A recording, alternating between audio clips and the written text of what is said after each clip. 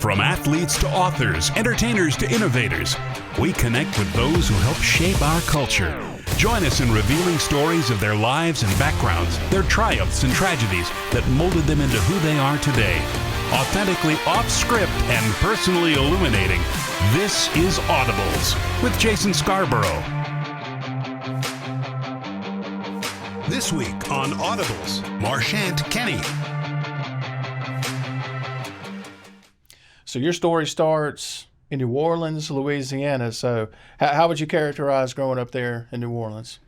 Well, I always joke about New Orleans, Louisiana. I mean, it's kind of its own country in some ways. I mean, with its history and culture. And growing up in New Orleans was very, very colorful and fun and vibrant. And it was the late 70s, early 80s, and it was New Orleans was the Big Easy for sure back then. So, and I felt it as a kid. How would you describe your family growing up? Well, my family life was an interesting one. It got well publicized when I was, in college here, and got to know a lot of people, got to know my story. And, the way I was raised, kind of tumultuous household. 8 years old, my mother, who had been a drug addict, when committed suicide when I was 8. So that was a rough start. And my dad, in the meantime, his day and night job had been with the mafia as a bounty hunter for them. And but we were tight, me and my dad. I wanted to be like him. He was my hero. But good on the outside, good to me, but on the inside, he just he had too much to deal with. And wound up going off to prison when I was 10 years old for counterfeit sting. And then, kind of put a dark shadow over my life early on, that's for sure. Mother suicide, dad, going off to prison. So at that point, when I was about 10 years old, went off to my grandmother's, and we were really poor, welfare, and just rough neighborhood out in greater New Orleans. And school and sports were kind of the last thing I was thinking about when I was about 10, 11, my dad in prison. You were close to your dad. You talked about him. He was a consummate tough guy, I've heard you say. Air Force. He was a boxer when he wasn't a bounty hunter for the mafia. So he was your hero, consummate tough guy. He was Marchant Sr., wasn't he? We're not a senior, junior, different middle name, but Moose, everybody called him. And I was Little Moose. I mean, you'd call me Little Moose right now if he was still around. That's what everybody called me, Little Moose. Where'd that nickname come from? I mean, it was just perfect fit for him. I really don't know where it came from. I mean, he was built like a husky, solid ex-pro boxer, and in the mafia too as a bounty hunter. And Moose, it kind of fit, if you ask me, for the ultimate tough guy. I mean, he looked the part too. He dressed kind of stylish. I mean, it in the household, as rough as it was growing up with what he was doing on the side, I felt like I had Burt Reynolds. He had this mustache in the house. I felt I had Magnum P.I., Tom Selleck in the house. So I always had he was my hero. So, but yeah, definitely when he went off to prison, that caused some tough times in my life, challenging, really life itself. I heard that while your dad, or when he went to prison, there were some people that stepped in, some family friends initially stepped in before you went to live with your grandmother. And it was while you lived with your grandmother, your dad is jogging and tragedy strikes again. It's like at this point, it's like, man, can this kid catch a break? What do you remember about the night your grandmother got the call about your dad? Well, to lead up to that, the most beautiful thing that I was holding on to really in life, I was an only child, had nobody really lean a shoulder with, brother or sister, and holding on into life was that he sent me letters daily, weekly, from prison, and he'd found God in prison. And he said his big goal for when he gets out of prison is for me and him to move to another state and get away from it all and start anew. It was just going to be me and him. And I was holding on for that because he was my hero, he was everything. And, one night, 12 years old at my grandmother's house, her and I just lived together, and phone rang late at night about 10, 11 o'clock, and she gets up to get the call, and next thing I know, I just hear screaming from the other room, no, not Moose, no, and starts calling me over. I don't know what's going on, so I go to the phone and pick it up myself and talk to. It was on the other line. It was administration from the prison, and to tell me that my dad had been jogging and had passed away from a massive heart attack while jogging. And you know, at that point, any hope that I kind of held on to, it was pretty much out the window. And in school and sports and being a good kid, really, discipline wasn't for me. There's a lot of anger. Lots. A lot of frustration, a lot of anger, a lot of bitterness, rightfully understood. I mean, it's hard to look back now at 8, 10, 12 years old. I know it's a broad question. I mean, how do you process that when you're 8, 10, 12 years old? I mean, how in the world do you process everything that's going on in your life at this point? I mean, how did you try to process it?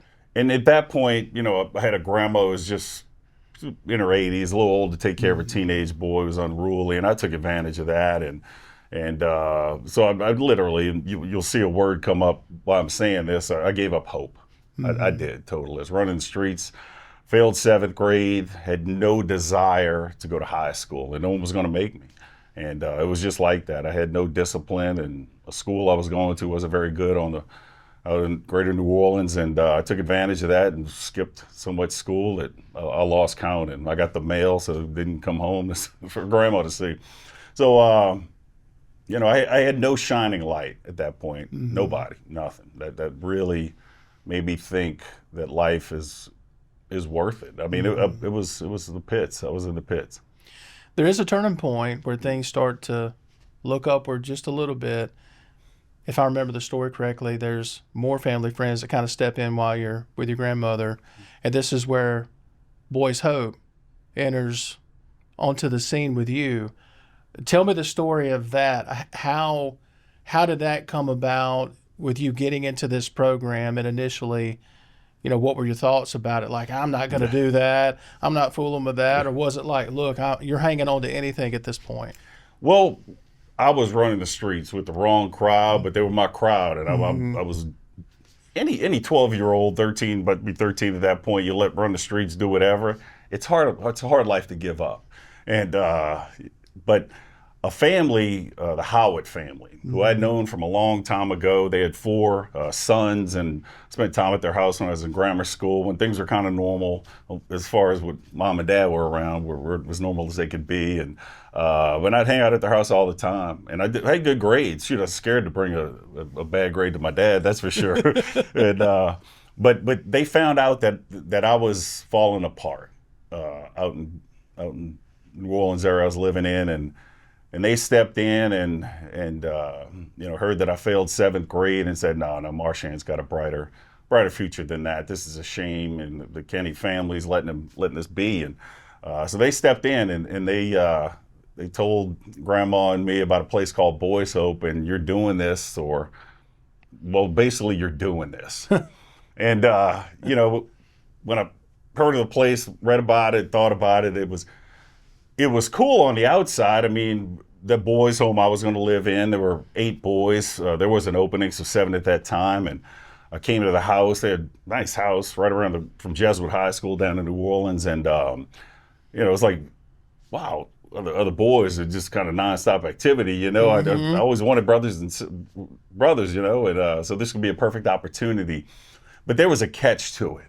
And, you know, and the discipline thing, like I said, I didn't want that part, even though I saw this might be cool in some ways. But the catch to it and the discipline part was the home was run by a nun.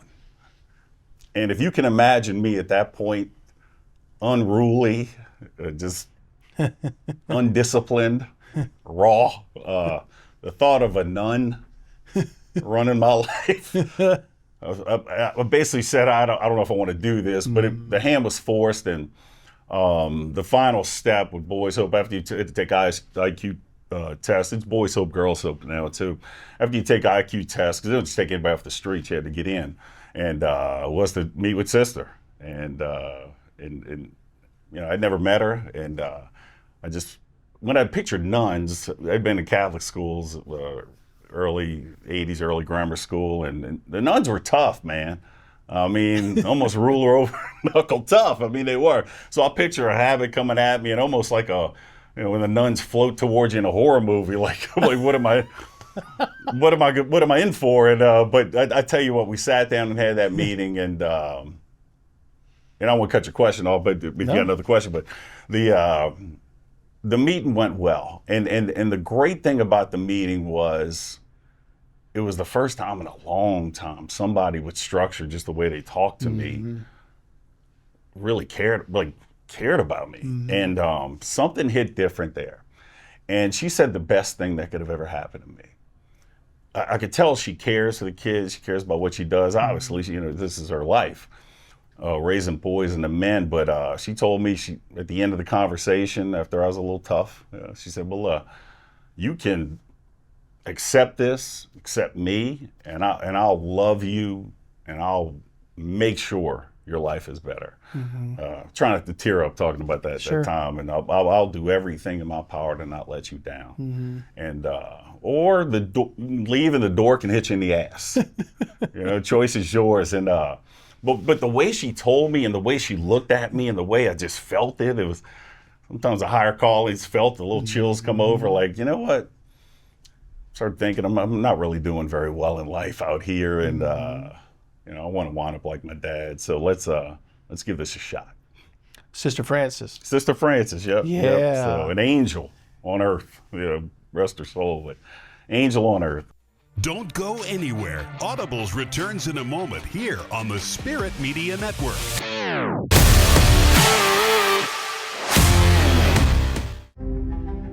We don't treat cancer, or design breathtaking buildings, or slow cook the town's most talked about barbecue.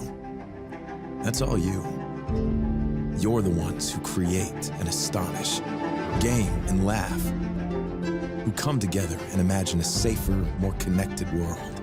The things you do inspire us every day. So much so, it's right there in our name. Customer inspired. C-Spire. Inspired by you.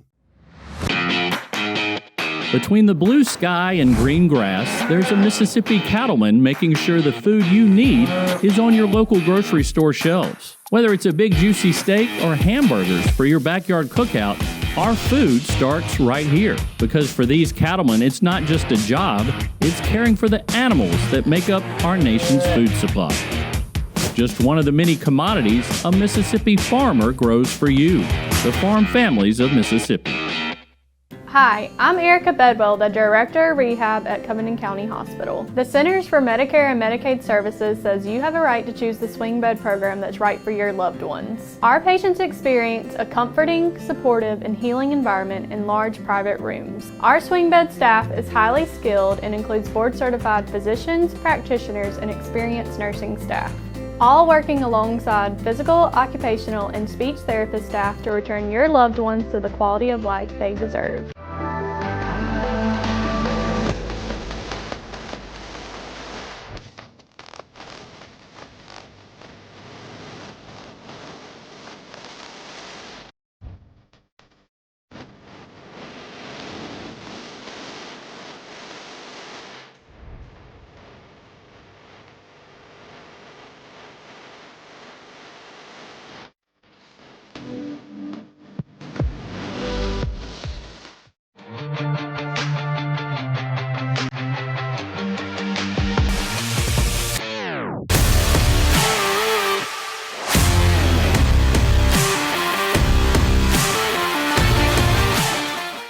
Meant so much to you. And I've done other interviews where folks have had, everybody's got a turning point.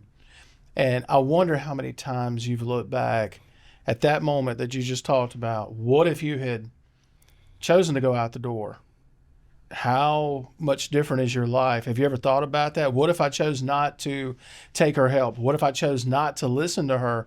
What if I chose not to be a part of Boys Hope at the time? Have you ever thought about that? Oh, all the time, and it gets me to thinking of other young people in rough situations. There's a lot out there, and I had a fork in the road, and I had to make a choice. And I know if I chose that fork over here, back to the old neighborhood, it wasn't going to end well. As I started, seeing things I shouldn't have been seeing, and crime, and it was just a tough way to be. And over here, I see this, an opportunity, and these kids playing sports, and I love sports. I do. I was a diehard football fan. There's diehard college football, NFL, and basketball, and I was like, maybe let's get back into sports. So sports was kind of the driving thing a little bit. I could compete again in sports. I did a lot of playground ball before I went to my grandma's, and just trying to impress my dad all the time, And but this could be an avenue for me. But the most beautiful thing about Boys Hope for me, I said the word hope, but there's another word here that's so key to me, and it breaks my heart when young people in tough situations don't have this in their life, and it's perspective. And my point is, I had a rough situation. If you look at it on the surface, mom suicide, dad died in prison before I'm 13 years old. But there were boys in that house, once I got started into there, where their parents didn't want them. They see them crying on the phone in person, just begging their mom and dad to come see them, and they wouldn't. And that put perspective on me pretty dang fast. Like, man, your situation's tough, but they're gone. Your parents are gone. You got to move on. Their situation's rough. I mean, parents that don't want you is the worst thing about for a young person in the world. And that put the past behind me pretty fast. And I had nights hugging, my brothers at the house and, crying with them, and I'm here for you, but it put perspective in my life that maybe I could be here for them. I wish young people had perspective in their life. Your situation, no matter how bad it is, there's hope. There is. Just keep fighting on. That's so interesting to hear you have perspective that young. Look back and be able to have the maturity to have that perspective and say, although, what you had dealt with at this point was just, no one should ever have to deal with that. But you're still having perspective at this young age to look at it and say, my parents are gone, I'll see them again one day, but these kids have parents. I don't want to say it's more painful. Did it seem like it was more painful? This perspective you're talking about, to have parents for these kids they're still alive, and these kids can't have a relationship with their parents because the parents don't want them. Yeah. And, one thing, I got a 20-year-old daughter, a 15-year-old son, and I tell them I love you all the time. Grace and Max, incredible young people. I just say I love you daily, nonstop. And one thing made me thinking of how you asked that, which I hadn't thought of that really, but, my dad was loving. I mean, he said, loved you. He was a hugger. Squished me in these hugs. And, it was a loving environment, as rough as it was. And that's why he was my hero, is this, here comes hugs. But I got told I love you may be enough. And to feel love. So as dark as my heart got, as aggressive, as angry at the world as I got, I still had maybe some emotions of love and empathy, which why I can't stress enough, just young people, parents, just say I love you, daily. It doesn't hurt. You really just triggered something that made me think. My dad told me he loved me all the time, proud of me, all that stuff. I wondered, hearing you tell your story, and now hearing you say that, you had experienced love from both you knew your mom loved you, you knew your dad loved you, so you had experienced love, but then tragically, your parents are taken from you. These kids, where you're surrounded by, had apparently never experienced that kind of love. And I've often looked back at your story's so unique. If not for that love that you did experience with your parents, could you have had the life that you've had when you look back at it? Could things have started to look up had you not ever experienced love at all? Have you ever thought about it that way? Yeah, no, it makes complete sense. And when you look at the journey of me, how I got to where I am today, and how certain things just fit me up with like a glove, and I was, very charismatic, I guess, as a young man. So a lot of that aggression turned into, not badness, but fun mischief. I was a fun guy. Kind of switched from being angry to just a little more mischievous. And I think enough people at, Boys Hope and Jesuit, the high school, the priest there, and the coaches and football along the way, they kicked me in the butt just enough, when I was kind of swaying from the path, that helped me along. So, but definitely Yeah, I just can't stress. Just show your emotions to your kids. Just show it. There's a pivotal moment that happens in your relationship with Miss Sister Frances. You guys are on a retreat, and you basically ask her to fill this maternal role in your life. Basically, I want you to be my mom. What can you tell us about that story and how that unfolded? Well, I'll build up to that. So, Sister and I, we had a rocky road relationship early on. I mean, I was raw, undisciplined, and what she was looking to be a fine, upstanding boy soap young man. And, but as highs and lows of the relationship, it was built with love, that's for sure. But the neatest thing happened along the way that solidified this isn't your normal nun. She's a cool nun. I mean, she was a sports fan and she loved football. And I picked football back up, and I was aggressive, and the linebacker fit me like a T in 8th and 9th grade when I started there at Jesuit, and she'd see a big hit in a game, and she went to all the games, and she'd see one and want to talk about the hits, and so there was feel like on top of everything she's given me, making sure I don't fall off the path. Yeah, it got to be about my junior year, and I was feeling back on my way, fulfilled, seeing families in a good environment, the high school I was at, and seeing enough of that, and parents loving their kids. I mean, this is what I want to be. And, but, it felt a little hollow to me, and, no parents and nobody really in that role. I treated Sister definitely as much as I could as my mom, but, still the nun of the house. And so we were on a retreat one night at Boys Hope, get deeper in the faith, which we did once every 6 months or so. And we were there one night my junior year, and her and I just got off talking and one-on-one. And I don't know, it's sometimes like you think there is a higher calling. Something just came over me. Just ask her. And I asked her to be my mom, and she, yes. And this is one where I'm trying not to cry too much, but it's we must have cried all night, man. We hugged, and that was special. And but that was the moment I felt I could really let the baggage away and get on with my life. And I had Sister Frances. So wonderful lady, Oh. without a doubt. And you talked about Jesuit high school. So how you ended up at Southern Miss is an interesting story. I really love this story. So there are folks from Southern Miss at Jesuit actually recruiting, if I remember right, a couple of your friends, or trying to recruit a couple of your friends. And they're like, wait a minute, this Kenney guy's pretty good at linebacker. So what's the story there? Yeah, so we had two of my best friends in the world to this day, Boyd Kitchen and Chris Cole, wound up playing at Ole Miss. We still razz each other all the time. But they're my brothers. I mean, to this day, we talk all the time. But yeah, Boyd Kitchen was a big recruit, and he had several offers, and Ole Miss being one of them. And Southern Miss, was in the fray, and the recruiting guy, Everett Withers, who was a recruiting coach down there, moved on to real big things in college football. He caught wind of me and said, let me check out this Marchant Kenney guy. And so I sat with him, and back then, I was pretty flat. I wasn't the biggest recruit.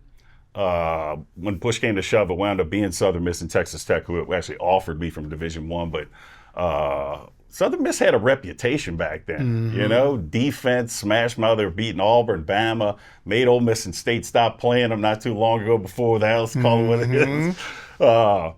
All these big wins. Favre, it was big, but the Heisman campaign stuff before that. And but it was, I was flattered. And he took a look at me, and Southern Miss seemed gritty. Seemed like a gritty, it's a tough guy. It's black and gold, the rock. Fits you perfect. It did. The dad I told you about, tough guy. And I'm like, but this could be cool. So, because people knew Southern Miss. They were on the map back then in college football, the giant killer, surrounded by Ole Miss, State, LSU, Bama, and this team fighting everybody, before there was, Troy, South Al, and we won Southern Miss.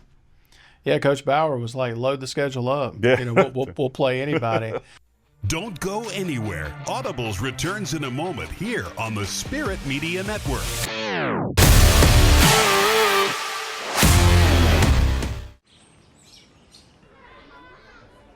It's your front door. You decide who and what comes inside. Shouldn't it work the same with your doorway to the internet? That's why C Spire created Connect and Protect. So age-appropriate content comes into your home, and the rest stays out there. C Spire's new Connect and Protect plans, starting at just $30 a month. Get the best devices for your kids with free guided setup today. C Spire, inspired by you.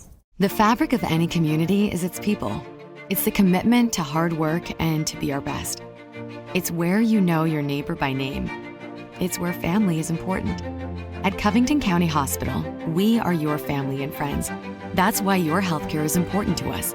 From emergency room visits to primary care to behavioral health, we want to make sure that healthcare is available when you need it. Covington County Hospital, where your healthcare matters.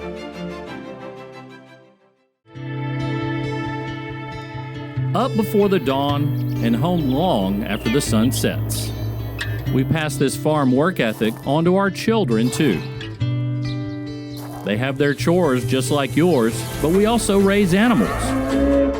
Taking care of these animals helps them understand just how important what we do on this farm is for their future and Mississippi's. Another way Mississippi farmers grow what's important to your life, the farm families of Mississippi. Family owned and operated since 1986, Lakeside Molding has become the trusted source of architectural products throughout the South. They offer fine interior architectural moldings, custom millwork, and cabinet doors designed and handcrafted in Flowwood. Their showroom on Lakeland Drive is stocked with today's most sought-after interior details, including corbels, post, fireplace mantles, bath vanities, mirrors, and much more. Tim Shoemaker and his staff work closely to meet client needs for new construction, restoration, and remodeling projects. Lakeside Molding, where details make the difference.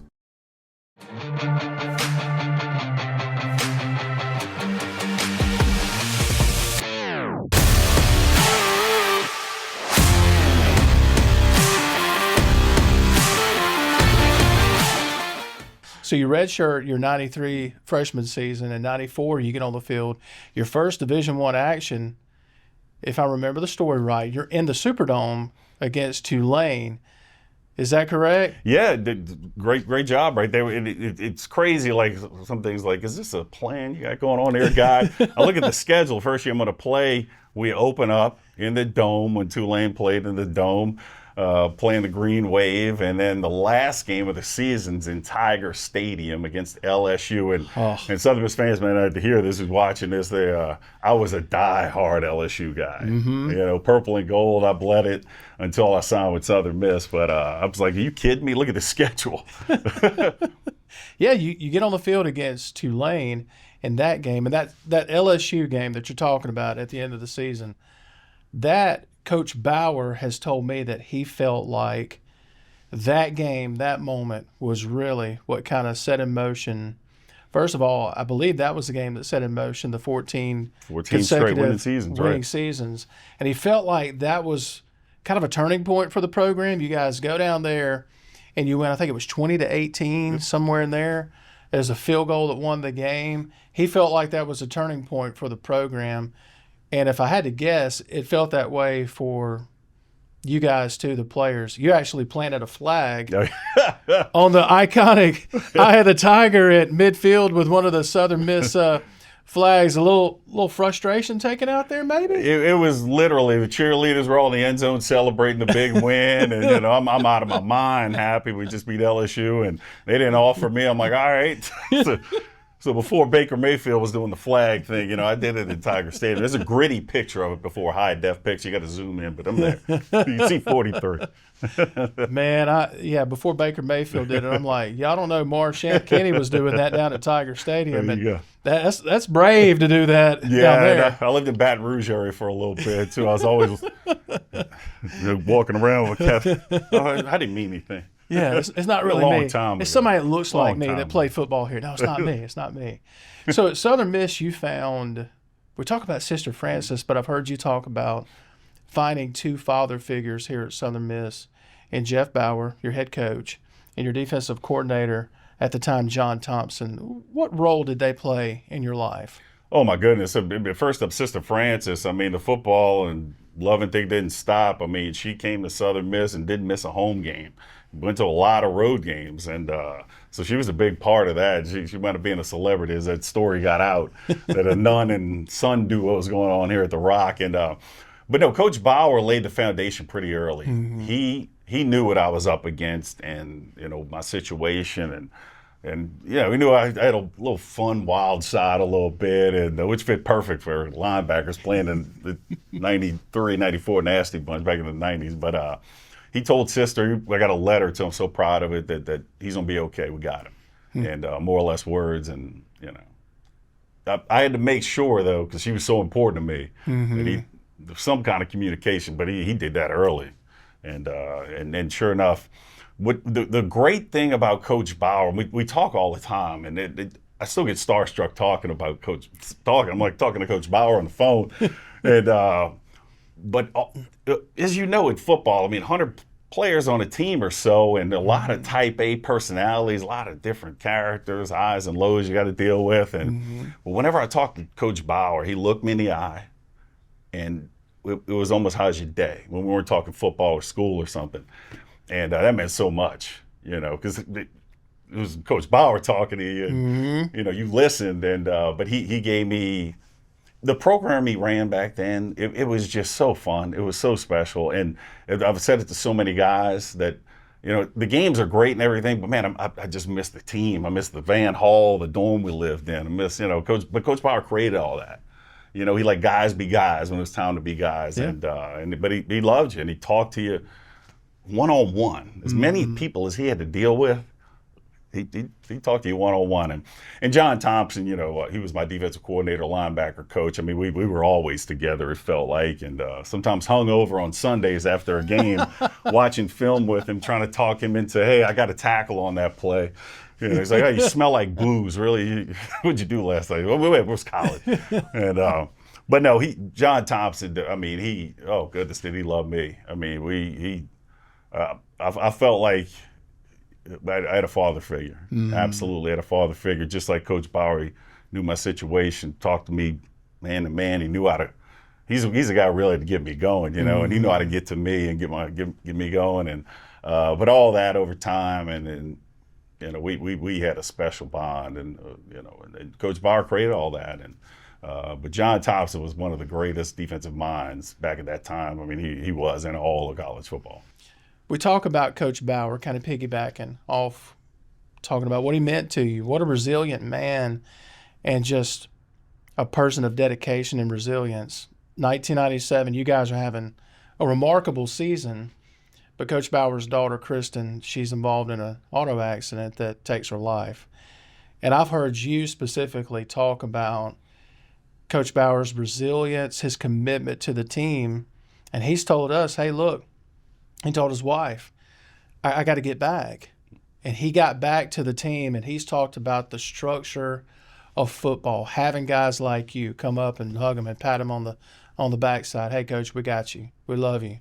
He's talked about how he didn't know if he would have gotten through that without you guys, the football program, the team, the players. He said, I don't know how I would have gotten through it without the players. How would you describe those moments, those days as a player, and really just kind of dealing with Kristen was like a little sister? Oh, absolutely. And, we have a great team heading into that year. I mean, the top team Conference USA, first two games we opened up at national defending champ Florida, and then had a little offense. We'd have beat them, but and then smash Illinois the next week. I'm like, we're pretty good, so we'll be all right. So we're building up to the Nevada first home game of the season. In building up to that, we got some just unbelievably tragic news that Coach Bauer's daughter Kristen had passed away in a car accident, and it rocked us because Kristen was always around. I mean, Debbie, Coach Bauer's wife, and it was a family thing to me. But I'm my fifth year after my redshirt year at that point. I mean, these people like family to me, and as much as I was rocked, I mean, we all thought about Coach Bauer immediately. And I've said it so many times, they can't build a statue big enough for Coach Bauer here. He still coached us in that game, in that Nevada game, and he was still around. And I remember then, I don't know how he's doing it. I don't know how he's staying so strong. And I know he's suffering. You could see it. But he was there for us. And I'm young at that point, and we're just all doing everything we can to play hard for Coach now, especially. And but years later, you find out how much we meant to him at that time. And he's told me, it was a wow factor. Coach Bauer's a strong, tough guy. You don't mess with Coach Bauer, but when he gets a little emotion out and then told me that he needed us badly at that point. And you have no idea the hugs, the talks that just got me through, and just made me feel somewhat normal. And with the most devastating news you could deal with, and for him to still coach us and still go on, because I have a 20-year-old daughter, and oh my goodness, I couldn't function. I just don't know. But to realize like how much we meant to him at that point, oh goodness gracious! I mean, and he still coaches. I mean, they build a statue for the man. I know it's a building, but build a statue for the man on campus. I know somebody that could do the statue. Dr. Sessoms, if you're watching, there you go. Hey, here's your chance. Reach out to Southern Miss. We need a statue here. There you go. You finish up at Southern Miss as one of the most popular and beloved players in Golden Eagle uniform. Opponents were glad to see you leave, though. So here's how you finish your career. 406 tackles, 46 tackles for loss, 7 quarterback sacks, 3 interceptions. You were named first team All-Conference USA in 96 and 97. Opponents were glad to see you go, Marchant. So for the kid who grew up with all the stuff you had to deal with, all the tragedy, all the angst, all the things, all the emotions that rightfully you were dealing with, and now you fast forward, you're one of the more accomplished players in Southern Miss history. What comes to your mind when you hear all that now? Well, it's why to this day I say why Southern Miss means so much to me. I mean, it hit different for me a little bit. People knew my situation, and the story was well publicized by the time I was out. I mean, every newspaper back then, when the newspapers were out, it was on the cover, and it was a big deal. Sister was a bigger celebrity than me, I promise. People couldn't wait to get to see Sister Francis in town, and but all that stuff happened in the meantime. The fans were just, oh my goodness. My favorite moment is the Liberty Bowl. Favorite just a moment. It was a hype 'em up guy, rah-rah guy. It was just me, and coming out team captain, and I've said this before, if I could sell this energy, this positive energy, I'd be a millionaire. When I came out as team captain before the Liberty Bowl pregame, I went to the fans and just rah like this, and we had about 25,000 there, and this energy, me, and I'm like, it was just like, and then we smashed Pitt, but it's just a culmination of just some unbelievable times with fans, coaches who wouldn't let me falter, the love shown for Sister Francis by everybody, my teammates, unbelievable, do anything for my teammates. It was just a special time, and then football means a little bit more to me because I really wasn't good enough to play basketball, I wasn't good enough to play tennis, golf, whatever, baseball, definitely not baseball. But I could tackle people, and that tackle and that aggression, it gave me a channel to get this stuff out of me, and it put me in the right place, just the perfect place of Southern Miss. They say grit to this day. I felt that was pretty gritty, and Southern Miss was a glove. It fit me perfect, man. Don't go anywhere. Audibles returns in a moment here on the Spirit Media Network.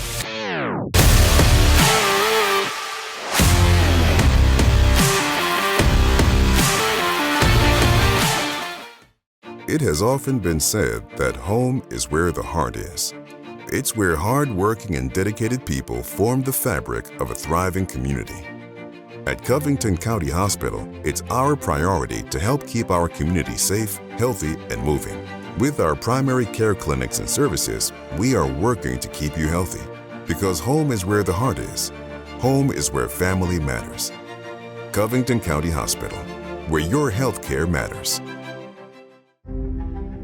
We don't treat cancer, or design breathtaking buildings, or slow cook the town's most talked about barbecue.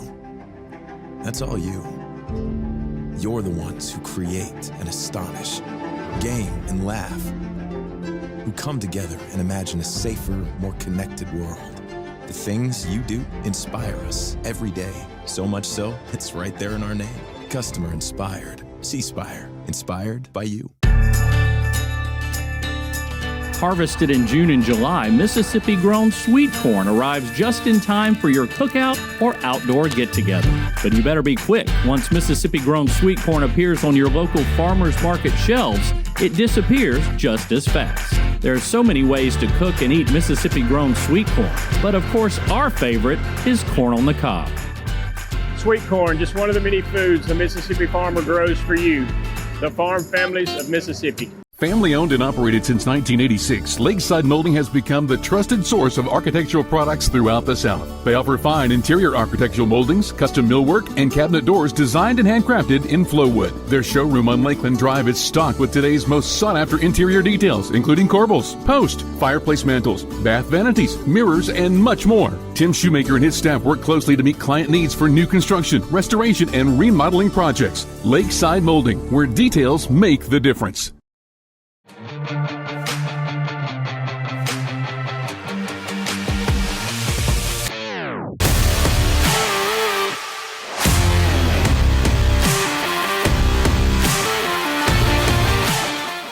Who was the hardest person to tackle when you were at Southern Miss? Do you remember? Yo, do I remember? I'm lucky I do remember. It's Harold Shaw. I mean, the train. There was a reason his nickname was the train. And funny story with that. So, you know, we do individual drills at practice, and they team up the linebackers versus the running backs. We get in these lines, linebackers here, you know, one behind the other, running backs there. And, you know, every time I'm in that line, I'm counting. I'm like, oh, crap. I'm next guy up, tackle, next guy up. I'm teamed up with Harold Shaw. Buckle up the strap, tighten it up, laces. I mean, hitting Harold was like hitting his wall. He was everything. The train. So, and great guy, great teammate. To this day, we talk all the time. I love Harold. Harold's awesome. One of the greats. You're not kidding. Yeah, it was like tackling a brick wall. If you had to line up against Harold Shaw, you better be ready. Yeah. You talked about Sister Frances. Did I hear this right? She never missed a home game? Never missed a home game. You know, New Orleans isn't that far away. It's about an hour and a half, and I didn't expect her to make them all, but she made them all. And it made some great stories, and there's so many to tell. But one thing I do love, if you don't mind, kind of comedy story with Sister Frances. So she sat with the families right behind the bench. And, you know, let's call it what it is. In Louisiana, there's a lot of Catholics. There is, you know, over here, Mississippi, more Baptist. So so Sister Frances would be in the stand, sitting with the fans, about 5 rows up from where the team came to the bench. And, you know, game would get tight in the fourth quarter or something at the Rock. And then, you know, Sister Frances prayed to St. Jude pretty consistent. And the kind of saint of hopeless causes kind of help you out. And so it got to be over time, you know, Sister Frances late in the fourth quarter, come on, St. Jude. Well, all these Baptists, come on, St. Jude. And I'm like, this is awesome. This is great. This is awesome. You know, so, but everybody just loves Sister. Yeah. You know, one of the times religion didn't matter. It's Sister Frances. We love her. Come on, St. Jude. Oh, man. I love how we've got these things in football where we'll try anything. Yeah. Rally hats. So look, hey, if it's going to help us get a win, let's do it, man. Yeah. Let's figure it out. Heck yeah. So you spent some time after Southern Miss. You did spend some time with Arizona Cardinals, that organization, for a little bit. And then they sent you over to NFL Europe, and you spent some time there over in Scotland. I bet that was interesting. Yeah. But it came a time like every player, every coach, everyone has to make that decision if you're in athletics at some point when you're gonna hang up the whistle or hang up the cleats or sneakers or whatever it is. When that moment came, I've heard you talk about it, about you didn't want to take the pads off. It took you a while to take them off. Take me back to that moment, standing there on that field in Amsterdam and reflecting on what football had meant to you. What was going through your mind at that moment? Yeah, I mean, the story, a big part of it is football. And this young, unruly kid, I had this perfect avenue to get it out of my system. And, you know, coaches who loved me along the way, teammates. Football was bigger than life almost to me. It got me on my way, got me right. But, yeah, I'm in NFL Europe. This is, you know, missed a couple years during my childhood, but since 6 years old, played football. So I'm 25 at that time, right around that time. It was 19 years of my life. It's football in a way, and I love football. I adored the game, and I've told somebody this, and I'll get to the story itself, but I remember talking to a basketball guy one time who played at Southern Miss. I said, man, you're so lucky. You can just get 5-on-5 games whenever you want. When football, it's over, it's over. That's a good point. I can never get 22 guys to strap it up late. We could try, but it probably won't happen. And it's over. Tackle football when it's over. And so there I am, my last game in NFL Europe in Amsterdam. Game's over, clock ticks. We weren't going to make the playoffs. And I'm looking up as I walk off the field. I just turned and looked, and I'm like, I'm in Amsterdam, and it's over. And the place was leaving, emptying the fans, and it was a big. I can picture myself right there. It was a surreal moment, and just in Europe, and it's over. It's like, wow. And thankful for the game of football. But when I got to the locker room, I'm sure I was the last guy to take the pads off. It was just hard. This is it. They were part of me. It felt like it felt normal to have pads on. And so yeah, that was a tough time. And it's a real thing. I get former football players when it's over, depression hits. I get it. I mean, I'd give you a story of some 25,000. People cheering you on when you hit somebody. It's over. It's it. So you have to adjust to life and business and get along your way. So I didn't get really depressed about it. I was sad, but it was a surreal moment. It's over in Europe. Wow. I told you when you walked in, and told Matthew too, I said, man, you could still play. And man. You said, man, I feel, look, if I could have one more snap, the NCAA, they're getting creative with some of these rules. Maybe there's hope down the line, right? I'll tell you one thing I would have done, though. I'd have been the NIL guy. I told you, hair commercials, selling shampoo, toothpaste, whatever. You need me, I'm your guy. I'll be on every commercial around town. You need me? You would have racked up in NIL. I was going to ask you, what would have been the NIL partnership? And apparently, anything. Right? I told Coach Bauer that. He asked me how much you think you would be worth. I'm like, Coach, I mean, you got to figure. One of my senior year, I was heading into that year, I was the publicized guy. And maybe 6 figures I'd asked for, and I'd have joked about leaving. I could see maybe 6 figures. I wouldn't have left. Coach Bauer would have kicked my butt if I'd have left. No, there was no way you were leaving Southern Miss.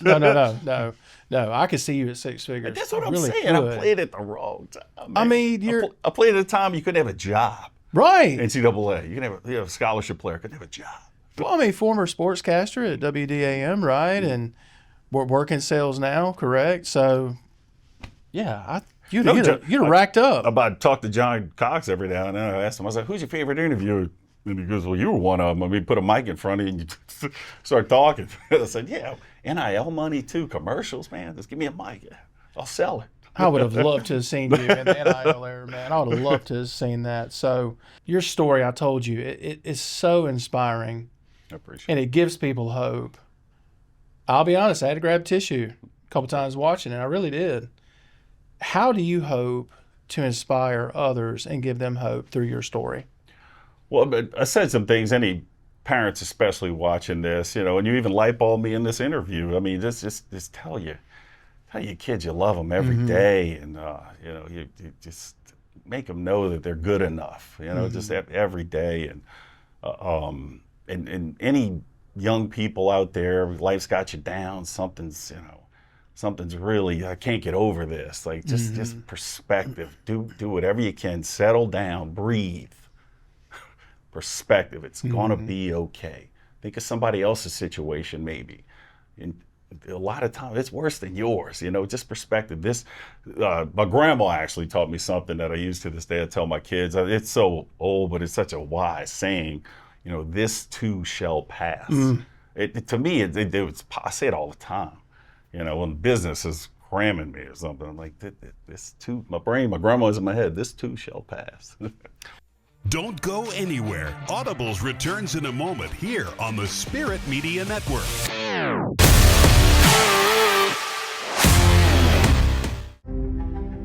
We don't treat cancer, or design breathtaking buildings, or slow cook the town's most talked about barbecue. That's all you. You're the ones who create and astonish, game and laugh. who come together and imagine a safer, more connected world. The things you do inspire us every day. So much so, it's right there in our name. Customer inspired. C-Spire. Inspired by you. Between the blue sky and green grass, there's a Mississippi cattleman making sure the food you need is on your local grocery store shelves. Whether it's a big juicy steak or hamburgers for your backyard cookout, our food starts right here. Because for these cattlemen, it's not just a job, it's caring for the animals that make up our nation's food supply. Just one of the many commodities a Mississippi farmer grows for you, the farm families of Mississippi.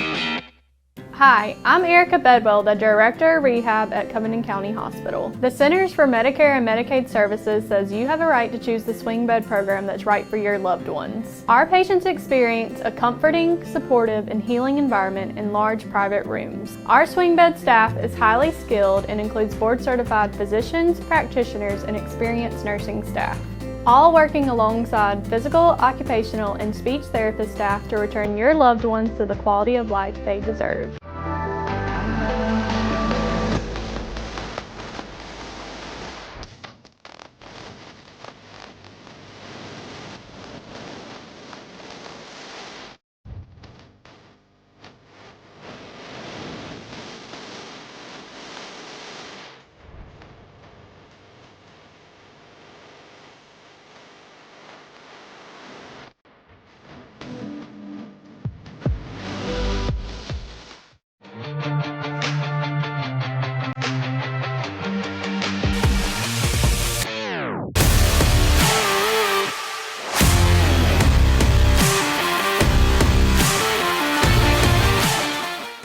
I've thought of your story too. I had someone tell me this a long time ago about prayers.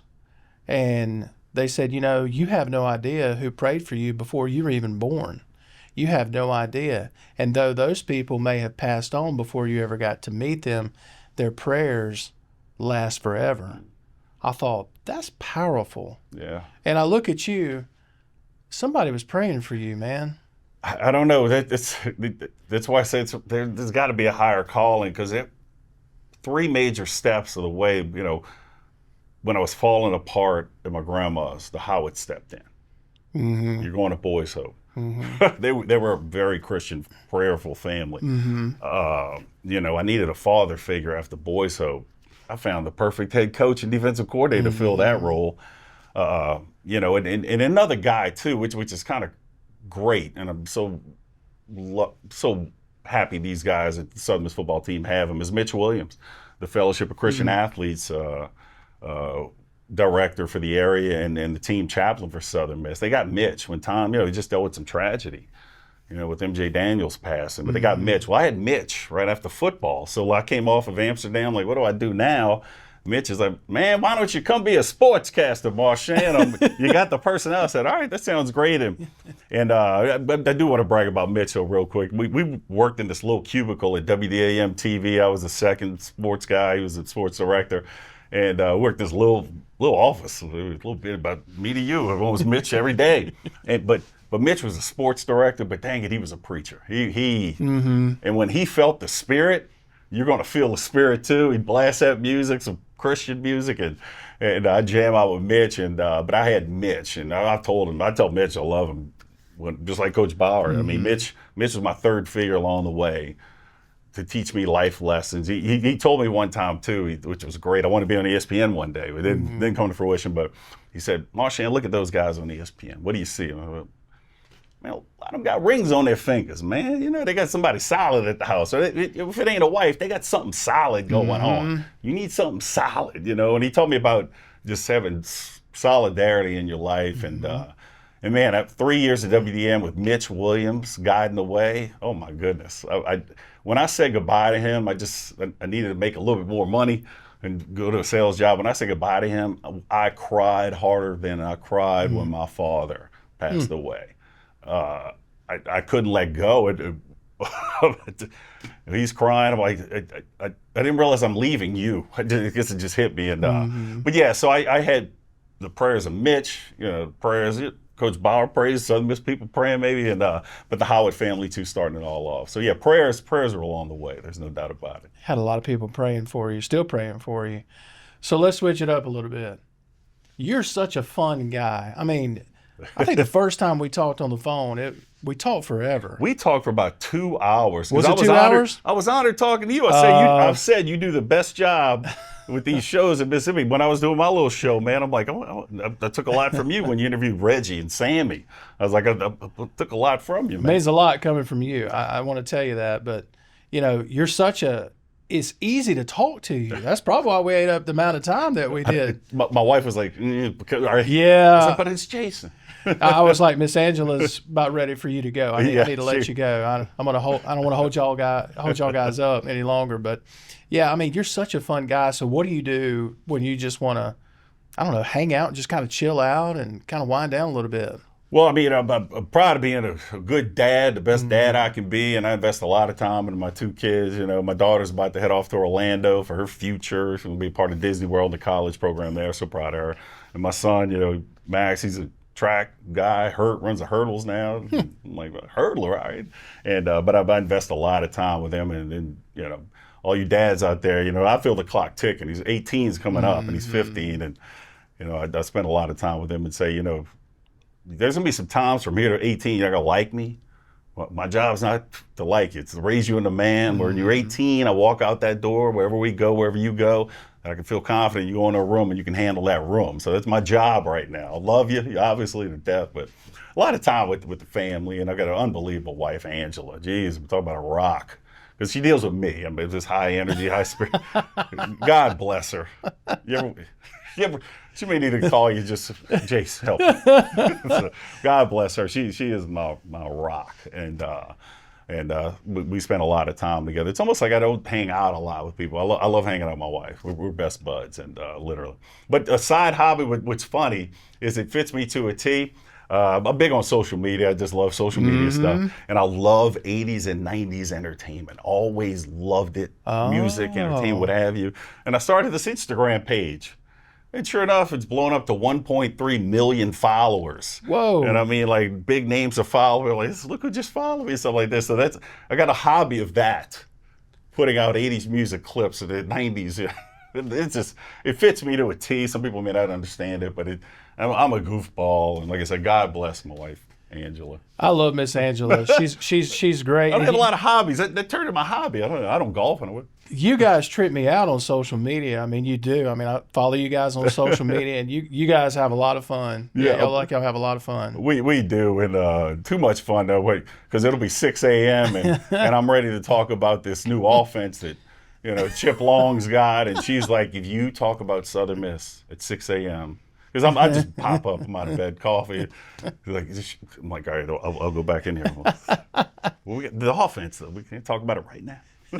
That's a perfect segue into my next question. So let's say, I love asking this question because I get just a variety of answers. So if we were to hop in your vehicle or mine and we head to your favorite spot to dine in Hattiesburg, which is where? Do you have a favorite spot? Oh, my goodness. I can't be biased here. There's so many. There's a lot. Do I have to pick one? You can pick 2. How about 2? All right. I mean, nothing. There's a lot of good places. Sure. So let me do 3, because the sit-down place, I do love Crescent City Grill. I love it. I always loved it from back in the day. But we're very casual people when we go eat. And, 4th Street Bar, got some great burgers, onion rings, and then Ed's is a full fun place, kind of too. And the Hattiesburg downtown. I mean, you said one. This is a typical answer from me on my brain. What this? This is a lot of places. There's a lot to choose from here. So what are we listening to on the way? What do we listen to? We listen to a playlist? We listen to 80s music? Well, I got to ask permission from my wife to play 80s music, because she's like, if I hear Duran Duran one more time. Oh, good choice. Great choice. Good choice. But, she loves some of the 80s music. She loves her country music. Oh, yeah. And trust me, happy wife, happy life. So whatever you want to play on this ride. And but if I had a playlist, it's going to be 80s. It's going to be like 80s, kind of the popular songs that you knew, the 90s popular songs. I mean, my wife and I joke, when you were, and I like Guns N' Roses. We joked the other day, but I said, Angela, you're earning a lot of points with me right now. Yeah. But the thing is, we joke, Angela, while you were probably jamming out the Guns N' Roses, which I was too, I was also putting, probably a little, Simple Minds on, a little expose, the Cover Girls. I mean, she laughs. She's like, you're kind of like that 80s teenage girl trapped inside of you sometimes. I'll rock out, but you got to have a good variety. You got to have a good mix. That's what it is. See, she's but it's whatever she wants to play. Exactly. Shout out to Miss Angela, by the way. Look, this is an absolute privilege to sit down with you, and I hope this tells your story in a way that you're proud of, that Miss Angela and your family and your friends are proud of. Part 2's coming down the road. I can't wait till part 2. You're an inspiration, man. Just keep shining your light, brother. Well, I appreciate it. You keep shining your light too, man. Like I said, when Jason Scarborough called me to be on the show, I'm like, man, I'm important maybe. Something's going on here. So, but thank you very much. Absolutely, man. It's good to see you, man. I hope to see you again. Always good to see you. Till the next 2-hour conversation. Absolutely, man. It's coming soon, isn't it? Let's do it. Thank you, man. Appreciate it. All right, dude. One more play, man. The NCAA has gotten real creative lately. I'm just saying. Oh, that NIL. I've joked with Coach Barr before, man. I would have been selling hair products. So what do you need? Mechanic work, whatever you need. I'm your guy. Thanks for doing this, Marchant. Yeah, thank you, man. It's an honor. All right, 3, 2, and 1. Thanks for watching. We'll see you next week for another episode of Audibles with Jason Scarborough.